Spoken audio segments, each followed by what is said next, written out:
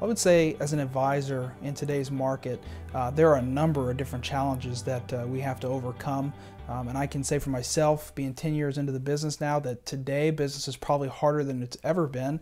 It seems that brokers are fighting harder to hold on to accounts, and clients are more reluctant to make decisions with their money. But I think probably the most common objections or the most common challenges that I hear advisors dealing with today is, number one, they just feel there's not enough new clients and prospects. And I think that's probably always been the number one challenge in this business. But the reality is it just seems like it's getting tougher and tougher to get new clients through the door and meet with more people on a regular basis. I think we've seen that that it's just gotten more difficult as people have become more cautious about making choices with their money.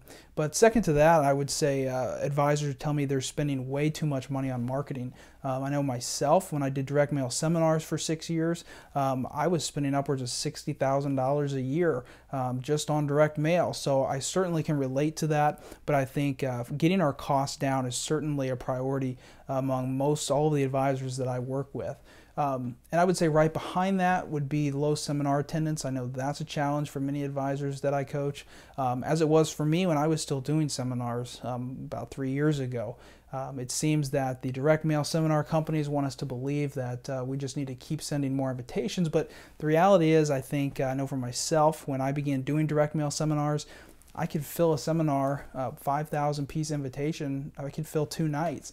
At the end of my seminar days, I was sending 10,000 pieces of mail and be lucky to get 15 people to 1 night. So I think low seminar attendance is a trend that has continued and that we've seen over the last number of years. And I think most advisors see the writing on the wall that we're going to have to come up with a better answer than direct mail seminars.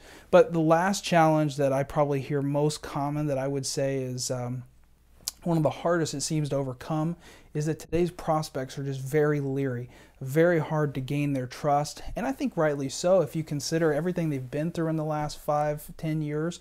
I mean, take your pick. You've got the war still going on, you've got gas prices and things going on in the stock market continuing to be volatile, and of course the market crash in 2008, all of the scandal and greed that you hear about on Wall Street. So I think there's a lot of reasons that prospects are untrusting or leery. I think a lot of it makes perfect sense, which I think is all the more reason it makes sense to find a way to approach people on a strong basis of trust. And I think really all of that, if you look at all the challenges going on today, I think that's why I feel personally that joint venture marketing with other financial professionals makes so much sense. Because if you think about it, I know one big shift in my thinking that I had a number of years ago was that I finally realized that other professionals, especially CPAs, had all of the clients that I wanted. And what I mean by that is I had a major paradigm shift in my thinking where I realized I was working very hard to attract clients to my practice one at a time through a lot of cold advertising and direct mail and radio and you name it, I pretty much tried it. But I realized that it was always easiest to talk to my existing base of clients. And the reason, of course, was because I already had that relationship of trust. They already had the relationship established and for a number of years. So for that reason, it was very easy to talk with existing clients. And what I realized was that other professionals, not just CPAs, but even other advisors, other attorneys, mortgage brokers, I mean, you name it, any professional out there that has a client base has a relationship of trust with those clients by nature of having done business with them for a number of years. So what I realized was that why was I spending so many marketing dollars and so much effort trying to build relationships with clients one at a time that really didn't know me from anyone else out there that was sending them the same kind of messages. So what I realized is that if I could form a joint venture with a CPA that had, let's say, 500 of my ideal clients, I realized that what I would be doing would be positioning myself for a transfer of trust from that CPA to me, to their base of clients, and thereby be able to leverage off of the relationship that they already had in place. So why joint venture marketing? Number one, I think leverage is probably the biggest thing. I mean, it is the thing that has catapulted my business, because when you can leverage off of the trust and relationships that another professional has, I mean, it just puts you on fast forward. But I would say, secondarily to that, another reason I think joint venture marketing makes so much sense is, again, we talked about the amount of money that advisors are spending trying to market themselves today. But when we think about marketing, what we don't typically think about is the scale that we're marketing on. I mean, if I talk about targeted marketing, and I think to most advisors, targeted marketing means zip code, age, household income. And to me, that's not really targeted marketing. What I realize is that targeted marketing is marketing to a group of people that know you, like you, and trust you.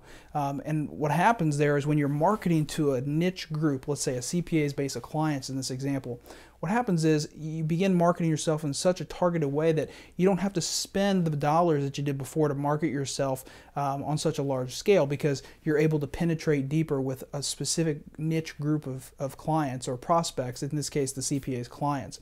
And I think another big reality that I found came out of that is I finally realized that, as an advisor, there's only two ways to grow my business. I can either work with more clients, or I can work with higher net worth clients. And I think all of us as advisors want to work with the higher net worth clients. But the reality is the way that most of us go about trying to reach the high net worth clients, I think, is completely wrong, because the reality is the higher the net worth the client, the higher the level of intelligence, and the less that the traditional cold advertising and marketing doesn't work. I mean, I would say there'll be many advisors watching this, and I would say, as an advisor yourself, or as another professional, would you ever choose an attorney, a CPA, a mortgage broker, or anyone else because they sent you a postcard in the mail, or because you saw their billboard as you were driving down the highway? I mean, the reality is most of you would say no, because see, the higher net worth clients want to be introduced to their new advisor, because the traditional cold marketing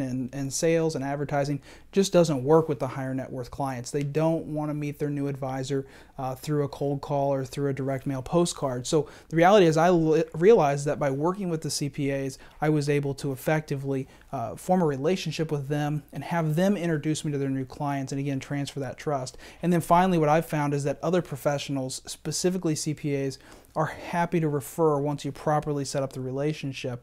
And we talk a lot in Winning with CPAs about how to properly set up that relationship, because I think a lot of advisors maybe have tried CPA relationships and become frustrated because they didn't see the results they wanted. But what I've found is that CPAs are more than happy to refer you, but the key is in how you set up the relationship. But once you've effectively done all those things and implemented joint venture marketing, I can tell you at one point when direct mail seminars were the only leg on my marketing stool, I really found myself in a tight spot, because when it stopped working, I really found myself in a tough position.